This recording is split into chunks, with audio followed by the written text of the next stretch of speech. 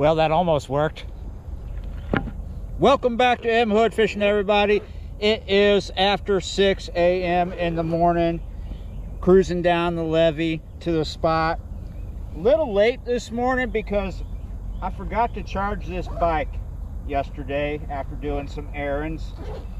So we had to hang back a little bit this morning to wait to get a good charge, be able to come over here and come back. Not too worried about it. However, it does mean if we stay 3 hours, we're going to be cooking. We're going to be baking and eggs in the frying pan, maybe in the fire itself, because it's going to be a hot day. Come on. The heat index today will probably be over 112.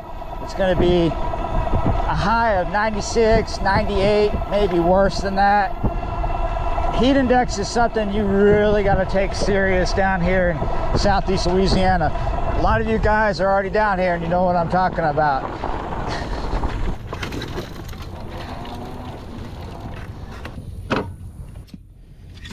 So I have a new trailer now, and it presents my rods at a different angle, a more steep angle, and I keep catching stuff. The other day when I first brought this out here, I caught something on the way out, broke a line.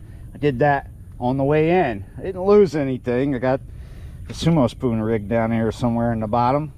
We got to get set up before we get all distracted by the sumo rig that's broke. We need to get a line out because we have a skipjack with us. Still gotta untangle some stuff. It's a spaghetti mess, bro. Look at that.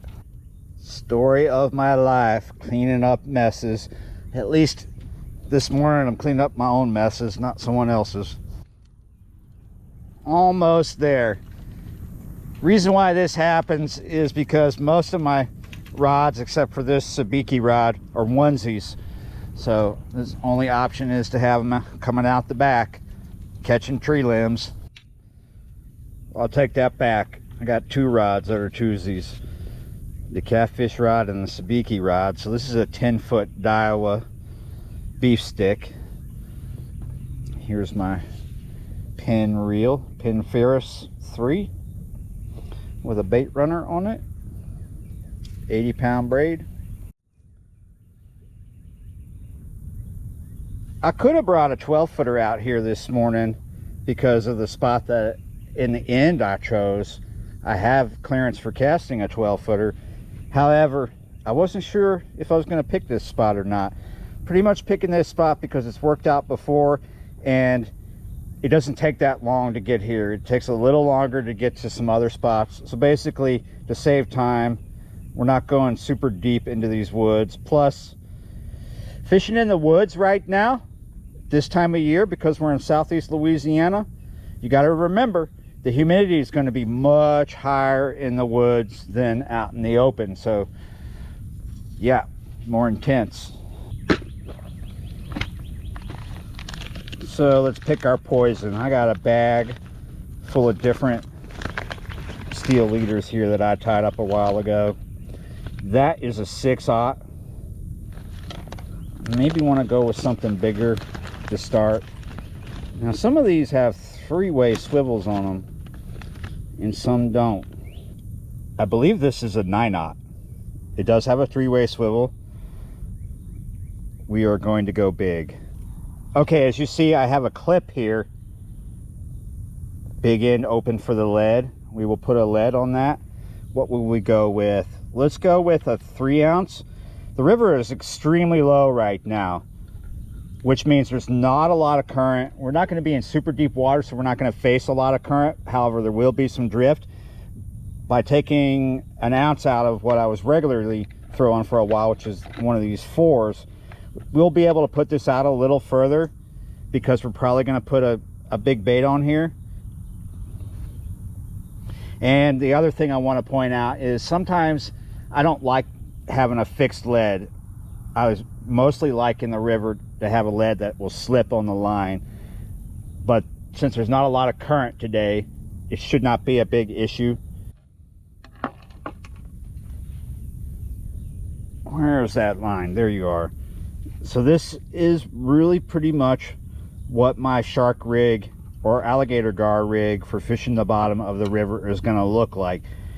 Sometimes I've got a sinker slide with my lead on it. Other times, like today with almost no current, slow current, we got the fixed lead with the 3-way swivel, and a leader about this long, a foot to 18 inches long, with the hook size I think is going to be good for the day. It's not a traditional shark rig, however. The reason for that is because it's the river. We're facing strong current situations, snags, and when you throw a traditional shark rig with your lead fixed on part of the rig, like a Carolina rig, in between two positions, right, that creates tanglements. So we keep our rigs a little simpler for shark fishing in the river, because let me tell you, you spend a lot of time making a rig, making several rigs at the house, and you come out to the river and you lose them all within 30 minutes. That's not a good feeling that day. So keep it simple for the river.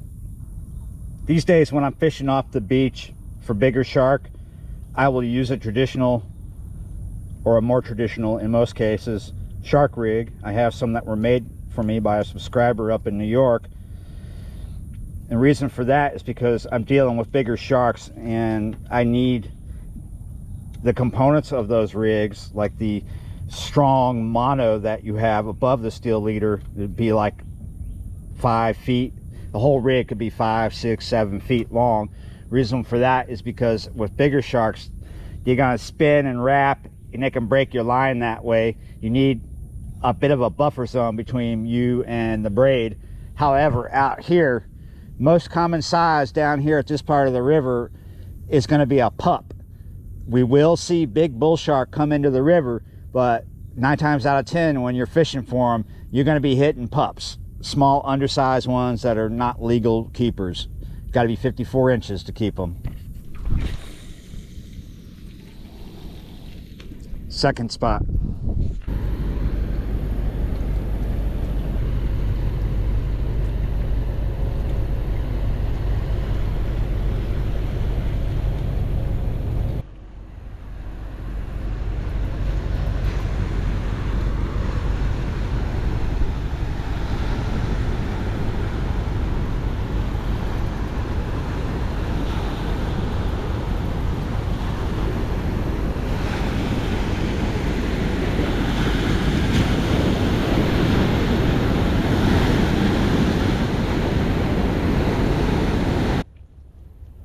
That cargo ship turned the river into its plaything for a second.